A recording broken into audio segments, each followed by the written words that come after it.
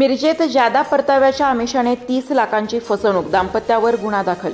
मिरजेत जादा परताव्याच्या आमिषाने शासकीय कर्मचाऱ्यांची 30 लाखांची फसवणूक करणाऱ्या दाम्पत्यावर गुंतवणूक सुरक्षा कायद्यानुसार गुन्हा दाखल करण्यात आला आहे। नितीन कल्लाप्पा येडुरे व अक्षदा नितीन येडुरे दोघेही राहणार बुधवार पेठ मिरज यांनी त्यांच्या सानवी इन्व्हेस्टमेंट सिक्युरिटी LLP या फर्मच्या माध्यमातून शेअर मार्केटमध्ये गुंतवणूक केल्यास 4% दराने अधिक पैसे देण्याचे आमिष दाखवून जावेद हारून शेख वय 38 राहणार सांगली या पाटबंधारे कर्मचाऱ्याची 30 लाखांची फसवणूक केल्याप्रकरणी जावेद शेख यांनी मिरज शहर पोलिसात फिर्याद दिली।